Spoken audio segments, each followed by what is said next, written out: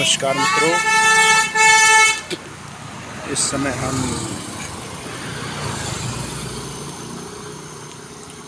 Goa state में हैं और सच्चाई को परखने के लिए ये ज़रूरी है जो किताबों में लिखा है वो सत्य है या नहीं है। पहला सत्य, हर बीच के पास 50 मीटर की दूरी पर हर सुविधाओं से परिपूर्ण, ख़ास तौर से खाने से संबंधित और पीने से संबंधित सारी व्यवस्थाएं हैं। परंतु लेकिन यहाँ पर वो नज़ारा देखने को नहीं मिलता है जो भारत के विभिन्न प्रदेशों में देखने को मिलता है। पूरी खुली छूट है, उसके बावजूद किसी प्रकार की कोई भीड़ नहीं, कोई बदतमीज़ी नहीं, कोई बदमाशी नहीं, कोई फरेब नहीं, कोई चालाकी नहीं, कोई अंधविश्वास नहीं, किसी प्रकार का। ख़ास तौर से एक चीज़ और देखने में आई, यहाँ पर पुलिस तो देखने को ही नहीं मिलती है। और पुलिस के पता नहीं कितने विभाग होते हैं, ट्रैफिक पुलिस भी होती है और भी कई पुलिस होती हैं, कुछ नहीं। कारण क्या है? हर घर में लोगों ने लाइसेंस ले रखा है या लाइसेंस नहीं भी ले रखा हो, किंतु किसी प्रकार का कोई विद्रोह नहीं। यहाँ तक कि जो जानवर होते हैं, ख़ास तौर से डॉगी बोलते हैं, गाय बोलते हैं, पूरी तरीके से शांत है, माहौल बिल्कुल शांत है। कुत्ते भी नहीं भौंकते हैं, शराबी हो तो उस पर भी नहीं भौंकते हैं, और ख़ास तौर से जो पढ़ा लिखा है उस पर तो कुत्ते भौंक नहीं सकते हैं। शायद कुत्ते भी यहाँ के पढ़े लिखे हैं, एटमॉस्फेयर को वो पकड़ लेते हैं, समझ जाते हैं। अभी हम चर्च के यहाँ करीब से निकल रहे हैं और बहुत ही सुंदर वातावरण है। कितने हिसाब से अंतिम संस्कार करते हैं। अंतिम संस्कार तो ऐसे करते हैं जैसे कोई शादी हो रही हो।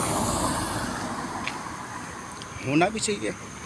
किसी व्यक्ति ने अपने जीवन काल में कितनी मेहनत की है और मेहनत करने के उपरांत उसकी डेड जो बॉडी होती है उसको वैसे ही नहला धुला के अंतिम संस्कार इस तरीके से किया जाना चाहिए जिस तरीके से उसका पहला जन्म हुआ और अंतिम जन्म हुआ। भाई साहब, क्या बेच रहे हैं आप? पुलाव? पाव किस रेट में? अच्छा, ये बताओ, यहाँ पर कोई भीड़ भाड़ नहीं दिखती है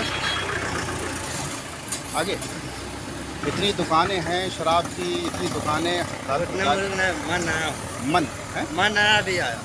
अच्छा, ओके, थैंक यू।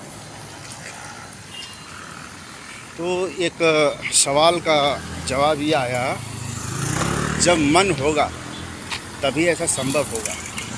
एक रिज़ल्ट सामने निकल कर आया, यदि समुद्र के किनारे आप खड़े हो जाते हैं तो बूंद का, नदी का, तालाब का और छोटे मोटे सागर का अस्तित्व ख़त्म हो जाता है। और अस्तित्व ख़त्म होने के पीछे सिर्फ एक ही कारण हो सकता है, दे आर वेल एजुकेटेड। ये सामने बहुत ही इंटरनेशनल लेवल का स्कूल है। यहाँ पर गरीब तबके के लोगों के बच्चों को फ्री में पढ़ाया जाता है।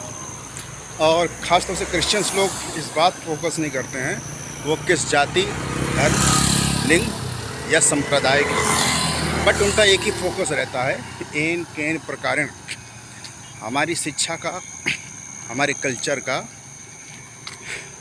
प्रसार। और होना भी चाहिए।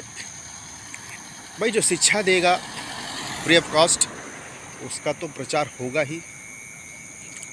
और हम ये अनुभव भी करते हैं, क्योंकि हम उत्तर प्रदेश के रहने वाले हैं। 25% हमारे जितने भी स्टेट्स हैं वो सब इंडियन कल्चर को फॉलो करने के साथ साथ अपने दैनिक जीवनचर्या में अंग्रेजी वस्तुओं का इस्तेमाल करते हैं। ये अंग्रेज़ों की ही कूटनीति है। एक पादरी के घर पे भी हमने घुसने का प्रयास किया और क्रॉस क्वेश्चन किए, तो बट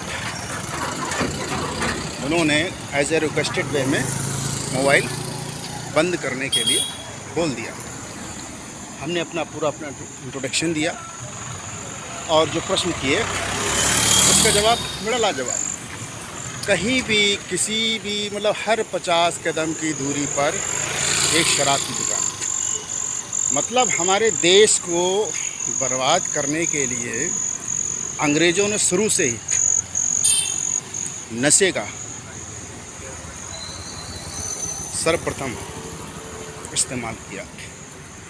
उनका मकसद ये था, हम कम पिएंगे मगर हम लोगों को इतना पिला देंगे और हम लोगों को इतना पैसा दे देंगे, वो सब हमारे सामने नतमस्तक हो जाएंगे। आफ्टर ऑल बड़ा अजीब वो गरीब यहाँ पे लग रहा है। पुलिस नाम की कोई चीज़ नहीं। क्या यहाँ पर लोग पीने के बाद फैलते नहीं होंगे, लड़ते नहीं होंगे, झगड़ते नहीं होंगे?